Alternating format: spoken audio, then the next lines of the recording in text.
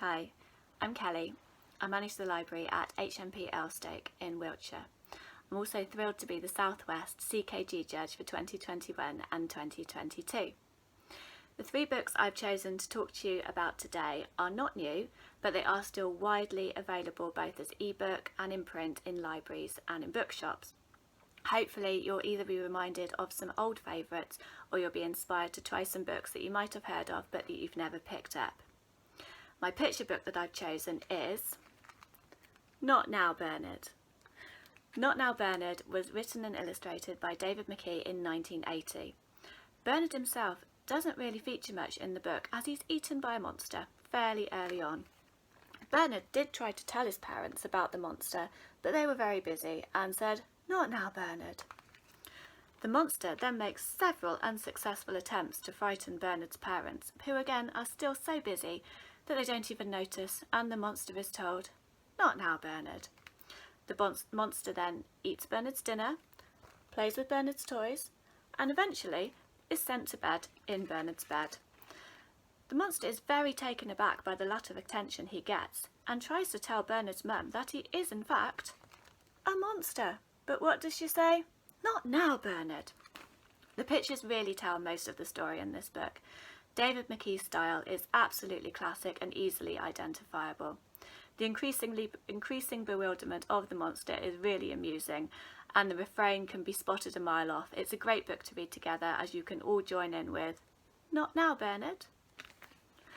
My middle grade choice is Pippi Longstocking. This was written by Astrid Lindgren in 1945, originally in Swedish. Since then it's been translated into over 76 languages. Pippi is 9 years old. She lives at Vilcula Cottage with her horse and her monkey. Pippi wears one brown and one black long stocking with a pair of enormous shoes and a dress that she made herself. Pippi's mother is dead and her father is a cannibal king on a tropical island. Pippi is also very, very strong and can easily lift up her horse and carry him about if she wants to. Next door live Tommy and Annika, who are a very ordinary, very well-behaved brother and sister, who have parents and bedtimes and school and table manners, all of which Pippi is lacking in and not especially bothered about.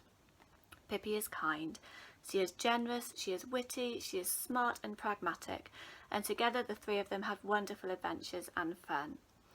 I'm putting this as my middle grade choice, but actually this could be read aloud to younger children, and as an adult I still find this book really funny. My version I've got here was illustrated by Chris Riddell, but Lauren Child also has done some wonderful illustrations of Pippi Longstocking. My final choice is a book for older readers, and it is Are You There, God? It's Me, Margaret. This was written by Judy Blume in 1970. I probably first read it around 20 years later and could really relate to it, and I know from my work in school and public libraries that even now, 50 years on, this is still a really, really popular book. 11-year-old Margaret has just moved to a new area and a new school, and she has the worries that we can all identify with about making friends and fitting in.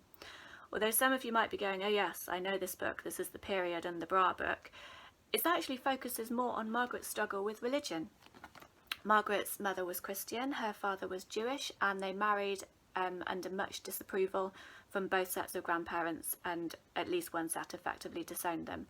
As a family, Margaret and her parents practiced no religion, which, while to Margaret's friends seems like an easy life, for Margaret it makes her feel that she stands out. Margaret and her family are coming under increasing pressure from the grandparents to commit to a religion one way or another, which Margaret really struggles with. Margaret talks to God, she always has done, as a friend. Are you there, God? It's me, Margaret. She talks about her life, her fears, her friends, her family. Ultimately, it's a really uplifting, easy read and relatable about growing up even 50 years on. So those are my three choices. As I've said, all three are widely available in print and as ebooks in libraries and to buy. I hope you've enjoyed them. Thanks.